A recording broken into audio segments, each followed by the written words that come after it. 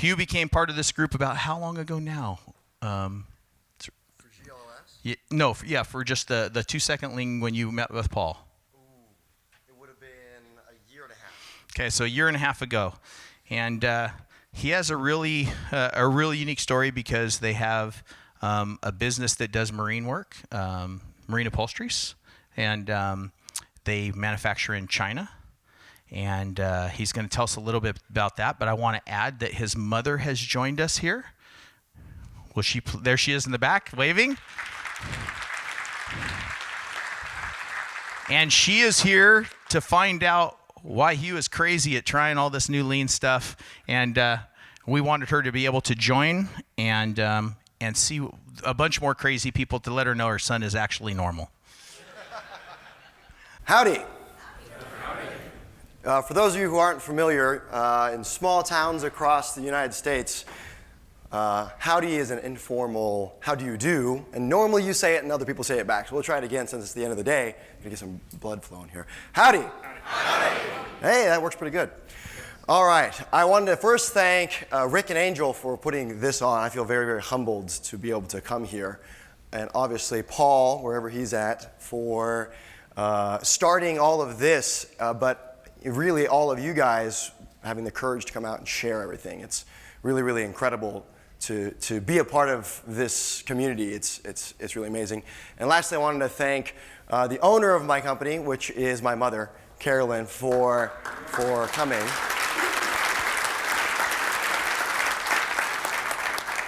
When we started out, there was an extreme amount of conflict, to put it politely. And now that is not the case. Now we're pretty much going the same direction. So huge improvements, and it just took continuously driving the ball forward. So with that, I'll get into the presentation. I'm going to start off by telling you a little bit about myself, followed by a little bit about the company.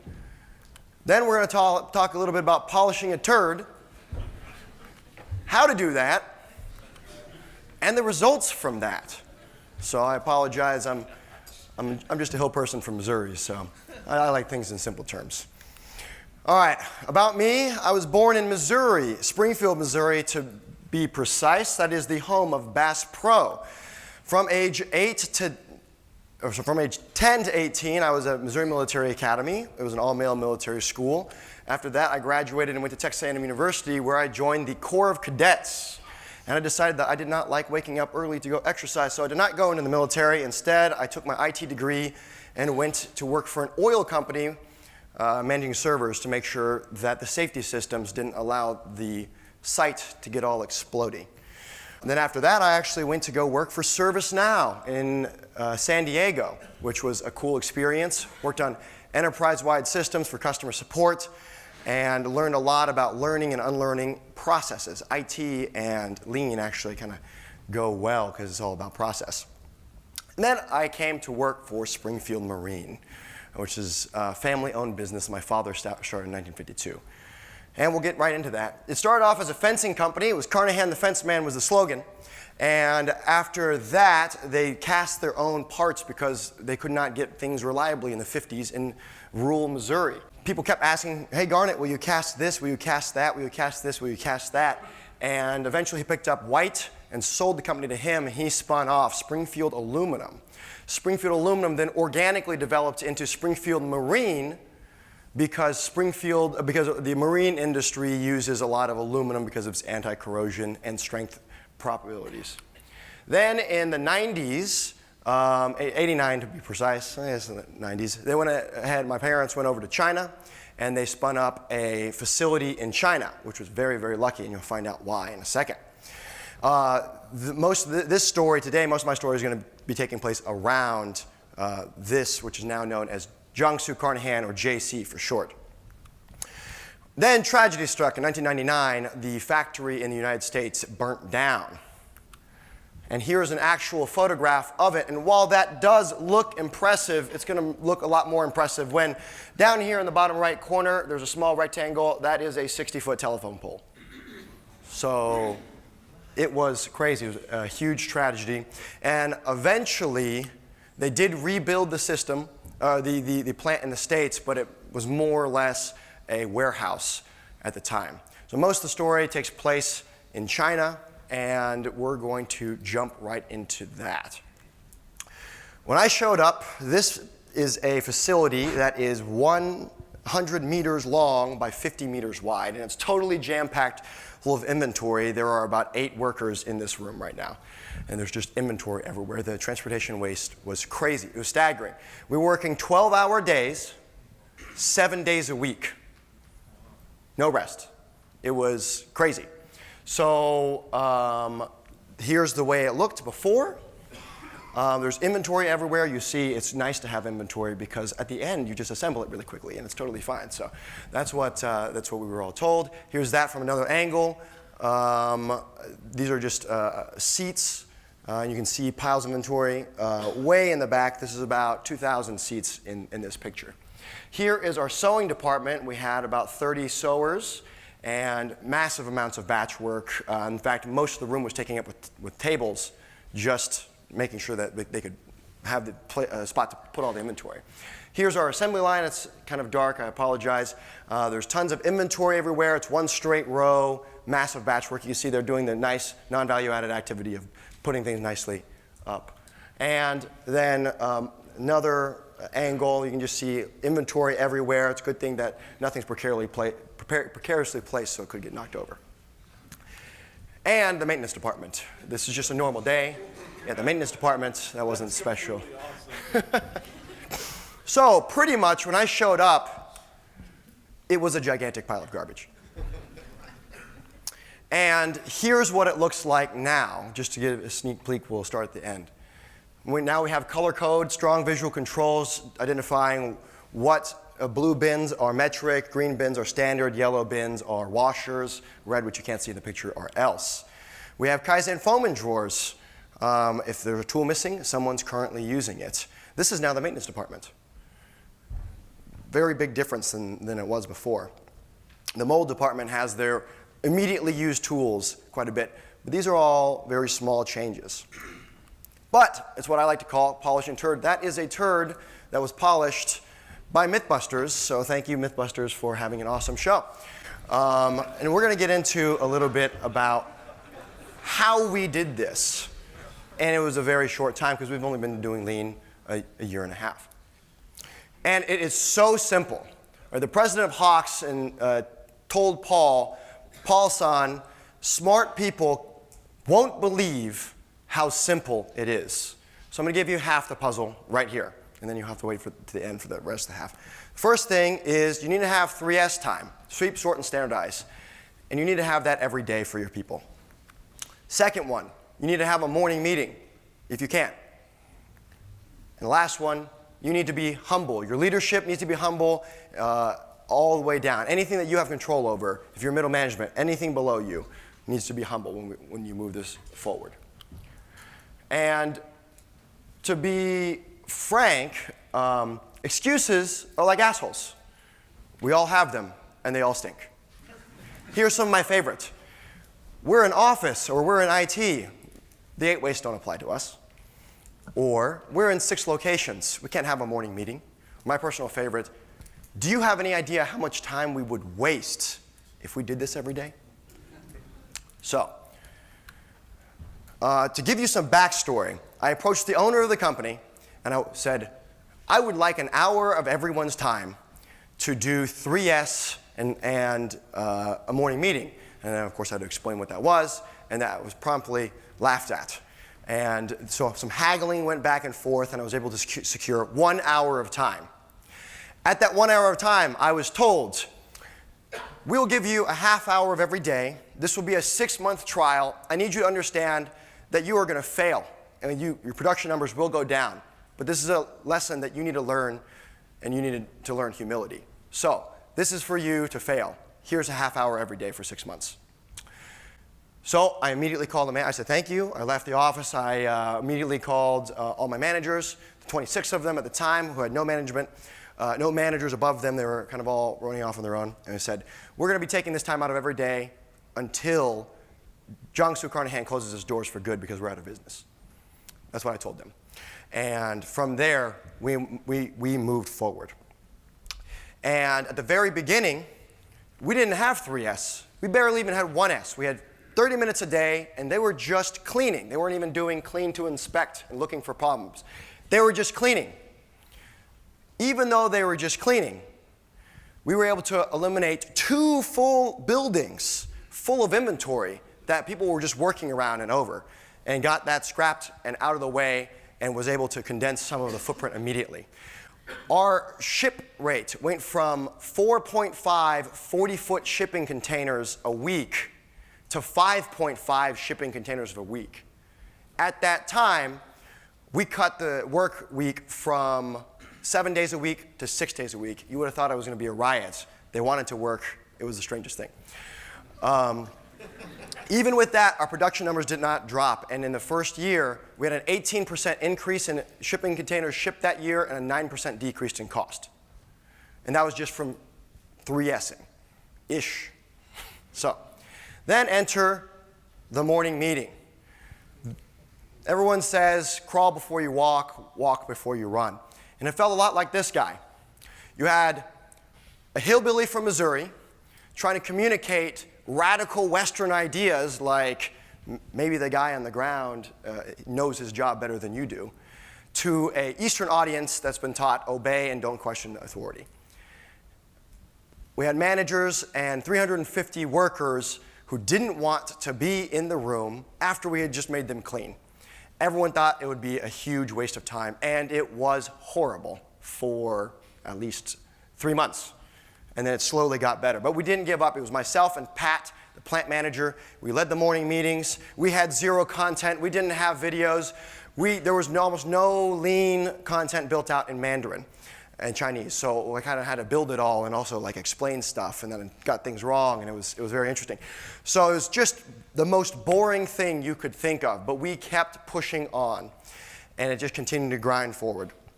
Eventually, we were like, oh man, we should get the production planning team involved. We're going to have them meet with the managers. The managers are then going to do some kind of 2-second lean improvement. The production people will film it, and we'll start having videos.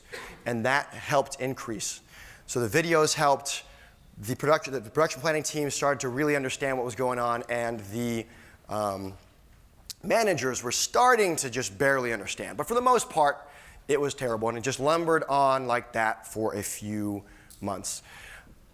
Now, Paul came, I think it was his 3rd trip to our facility, and he looked around and he saw, Hugh, there are tons and tons of changes everywhere. It's great, but you're the only person that's doing it. Maybe Pat knows something, but really, you're the only one.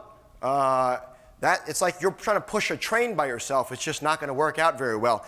In fact, you need to clone yourself. You need to make 100 of you, and all of you need to be pushing this train all at the same time, or else this train will go nowhere. And I was like, Paul, that's the answer, thanks. And then he left, and I didn't know what to do. So things kept lumbering forward. Then I was watching CW Applied Technologies had a video of Ryan and Michael, Ryan recounting a story, Ryan from Seating Matters and Michael from Yellow Tools recounting a story, and it was Ryan's holy crap moment, which I'd like to share. Basically, he was visiting Yellow Tools, he was about to leave, got on the bus, and Michael grabbed Ryan's arm. He said, lean is about developing people. It's about developing people. And Ryan said, yes, I've heard that before. And he said, yes, but you have not internalized it. Internalize it. Lean is about developing people. And that's when it clicked for Ryan. And at that moment, it clicked for me. I took what Paul said, and I took what was kind of working, the changes in the evolution of things that were working here for the morning meeting, and I combined them together, and I was like, oh my gosh, this is exactly what's going on. So I hopped on a plane, went to go see Seating Matters, and spent 2 days with them, and it was awesome. Then we came back and reworked the morning meeting, and this is what we came up with. The biggest thing that we were missing out of this was the develop your people part. Even though every single lean video continuously says that everywhere, totally missed it for whatever reason. Develop your people. We didn't quite know how. So it's important for you to have 3S time, to have a morning meeting, and to be humble, but you need to use that to develop your people properly. And that's the missing ingredient. So now, JianSu Carnahan every single day now spends enough productivity time to hire a new employee and pay them for a full month. And our managers know this, and their job is to recoup that. So we changed our morning meeting process, and what we did was a process that this is actually from Cass Tailored. Tucker Cass shared it with me, called Head, Heart, Hands. If you train your guys, then their heart will eventually believe it, and their hands will naturally do it. For the last year at that point, I had just been trying to start at hands. Everyone tries to start with the tools. Everyone says, oh, Kanban this, and Kaizen foam that. And it has some benefits, but it's not the best. So we redid the morning meeting, and basically the employees were responsible for coming up with their videos. The managers shot the videos. The managers then developed the morning meeting. They have a rotation every 2 months. Every 2 months, they'd come up once. So they understood that they needed to get their job that day was to get all that value back. And Pat and I, who were experts at lean at that, we're not experts, but we were far more better at seeing waste. We took a total step back and out of it and just let the logistics flow. It was the first process in the entire company that organically runs itself without any supervision. It just runs itself. So that's the way it is. And so here is what the morning meeting looks like now. All right, we're getting ready for the morning meeting. This is the new morning meeting. This is the deluxe morning meeting.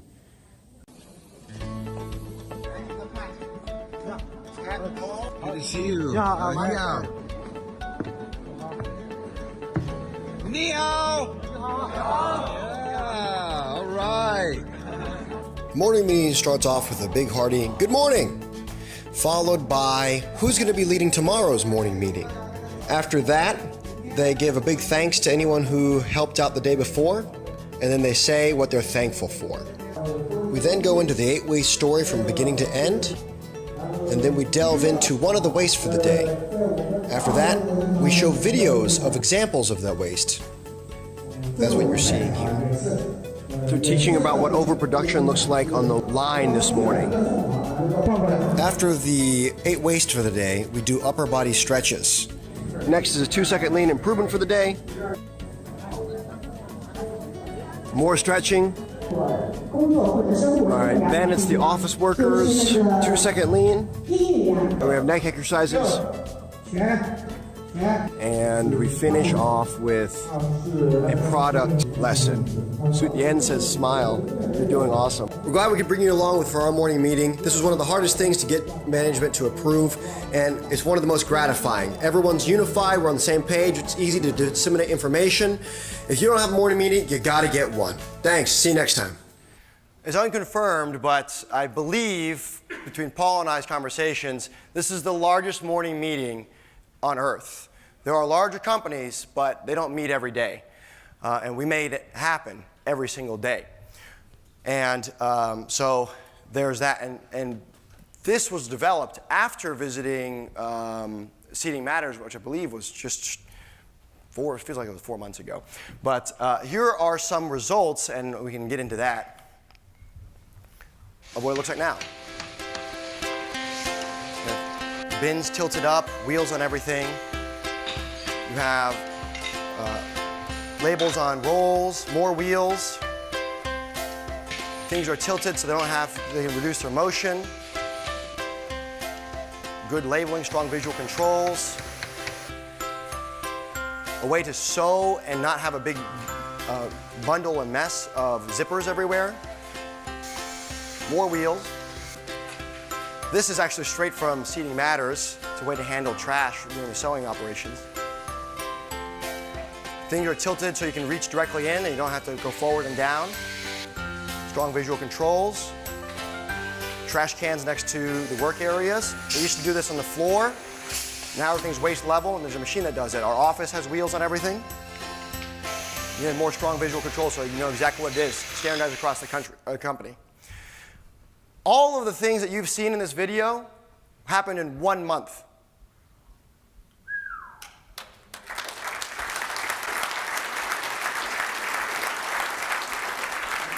It was 1 month. It was after I went to Seating Matters. It came back, totally redid the way we did the morning meeting. And after a year of gruelingly pushing the train by yourself, we now have the system set up to develop our people. And it was really, really just incredible, that way that everyone came together. So we went from tons of overproduction, working 12-hour days, and now to this in a month. And all it took was the previous things that we were discussing. Now, in 1969, we went to the moon and back with less power than is in our cell phones in our hands right now. They didn't make any excuses for it. They just made it happen. What excuses might you be making? Thank you.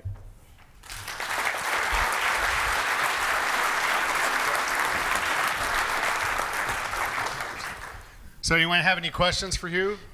I do, but back here. So Hugh, so doing business in China, and all of us here in the United States, we see all the things about all the ships coming over and container after container of things from China.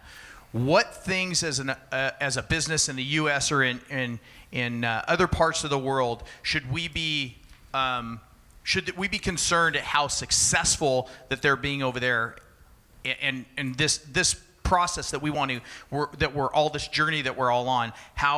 How important do you feel this is to be competitive? Because you obviously see lots of companies in China. Sure. In 1989, when they started the company over there, it was 21 Chinese laborers for the cost of one U.S. laborer. Today, it's 3.7. We can absolutely beat that with lean, easily. Smash it out of the water, easily. One piece flow can easily do that. It's super, super critical that our process really guides it, because raw materials are the same cost everywhere. And if you can develop people to just knock it out of the park, then you can easily go up and compete with the Chinese companies. I have some more to say. It's really, I came from Taiwan, and we under the Japanese rule for a long time, my parents. So we respect the Japanese very well. Chinese is not, because there is a history hatred. But I think the Chinese people, most of the Chinese people, I should say all of the Chinese people, the little one, are very hard worker. That's the reason why they can successful. Everybody going there, however you bend them, the worker, they will follow you. It's just difficult for the government side. But I think when we went there, I done it, Hugh's father and I, we went there 87, didn't done anything. 89, we see all those rise, but we are lucky enough 3 days before the tank that we went out. But we decided to stay, so the government is really help. We are really appreciate that we stay. And when we went there, we started in 1990. Hugh almost was born there. And we have to take the toilet paper. Can you imagine that? China was that poor, and this is in Shanghai. So after 10 years, 20 years, and now it's 30 years, he's almost 30 years, and look how Chinese become prosper. It's because of they have very high education, and also their hard work. And I think American once was that way. And I hope that America need to be really cranking up, coming back, all the manufacturers. I really appreciate seeing so many manufacturers here today. And Paul was right, that I was very, very nervous when Hugh started to change our Chinese plant. We used to see a lot of the inventory or production on the production table. Now we didn't see anything. Really didn't see anything but the box, the finished box right next to there. And with our local, the city mayors and the newspaper and TV all come to see us. Really proud of Hugh, but I was really scared in the very beginning. And now we have him to change to American. Now American side is really scared, so I didn't in charge American side, so I let them do whatever he can do. I know he can do it. I think the base that investment that I have Hugh, because I didn't have time to take care of Hugh, so I put him in the military school. So he was there 8 years, and then plus the 4 years in Texas A&M. So I think that's the discipline for the boys, maybe even the girls. That's very successful for anybody. You are educating, discipline your children, spank them. I don't know whether this is not able to spank them now, but he used to be all right to spank. That's the reason it turned out to be. He was very, well, anyway, he is good, and very good. And I think that's very appreciated. And I do really appreciate all these Rick and Angel that really helped put all this together. And I really surprised, and I really opened my eyes, and I realized that he is doing something that is so remarkable. Thank you so much.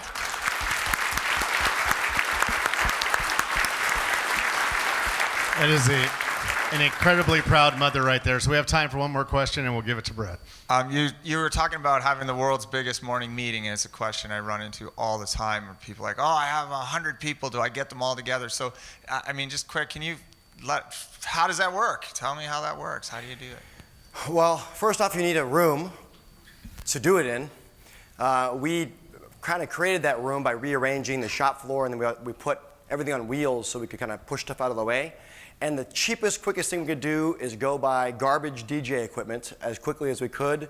And then we found an old projector, and we hung a sheet on the wall, and that was our setup for a while, for about a year.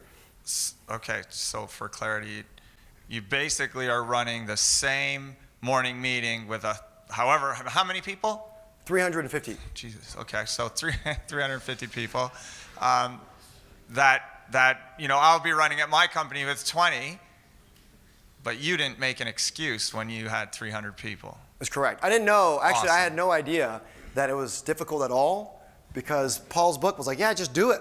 And I was like, all right, we'll figure this out, we'll do it. And he was like, I'm pretty sure this is the biggest thing. So that's pretty much it. It was, I'm working with a brewery in Xi'an, China.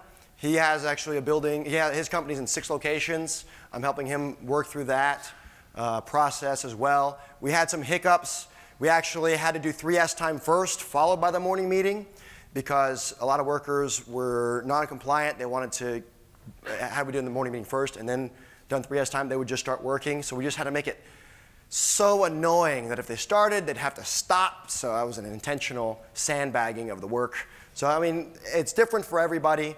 You just kind of work out how it works. It definitely didn't start like this. It was a gradual development, and organically it just kind of grew and grew and grew. And I think Ryan talks about it a little bit, which is at some point I had to step back and let it run itself, and let it work out its kinks.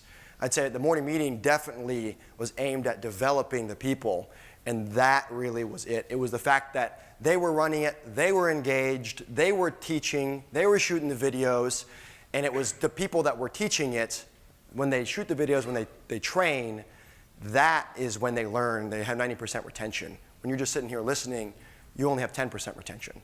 So that was the biggest difference. When I stepped back, Pat and I stepped back, and it just ran itself, you suddenly had massive standardizations that could roll out within a month, and massive label changes, and oh, hey, someone else came up with this, and oh, pen caps need to be pointed down, and it just all rolled out, one after the other, and it just came organically. So one size doesn't fit all. It needs to be what works for your company.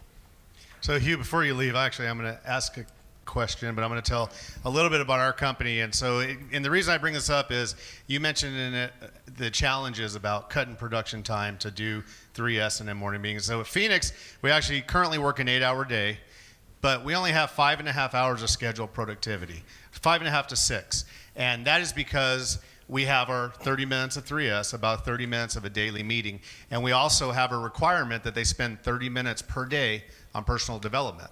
And so it works out to, it's not every single day. We have a minimum that you have to do. But that time is spent on developing themselves to become more effective in the business. And so we do other things. We've extended the amount of break time. So not 10 minutes like is required by law.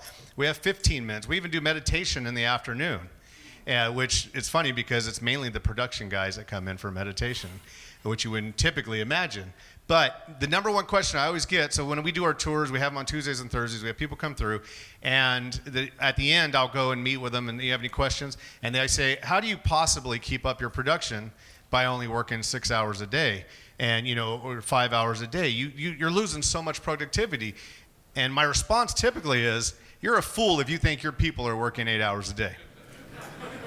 Right. If your people work 1 hour a day, you're lucky because they're miserable, because you haven't invested in them, you haven't put any energy into them, you haven't empowered them in any way. And we get a solid 5.5 hours, maybe 5 some days. I mean, it's California, weather's nice, things happen. But at least 5 hours, 5.5 hours a day of solid, hardcore work. They give it their all every single day, 5 days a week, plus the amount of effort they put into their own development and things like that. And so Hugh, kind of the question or the additional comment I'd say is, what's your response to them now, the naysayers? I'd say that's actually the way I started the meeting. I said, when I asked for the hour, I said, I can take 2 hours out of everyone's day. We'll get the same amount of stuff out the door, I promise. But it's definitely something similar along those lines. Training your people is the shortcut. Developing your people is the shortcut to having all of this time and productivity. Saying, hey, we got 15 minutes for you to go solve the problem that's really annoying you. And you're the expert. You've ran 800 pieces of pipe yesterday. I've ran 6 in my life. You've ran 10,000 this month. You're the expert. I'm not the expert. You fix it. I'll train you for, we'll invest in you, but you go and figure it out because, well, I don't know. You know far better than I do. And taking that time to develop your people is where you gain all that productivity back, because most people, even though they were in grade school and high school, unless you were like in Boy Scouts or had a coach for some team, rarely, in the United States at least, does anyone actually invest in you and say, hey, how are you doing? Coach you. Hey, last week it was this. What are you thinking now? Is there anything you need help with? Most people don't do that. And if you make the time to do that, it'll pay for itself tenfold. It's just it's hard to quantify on paper, so people don't believe it. Excellent. Wonderful. So thank you, Hugh. That was an incredible presentation. I appreciate it.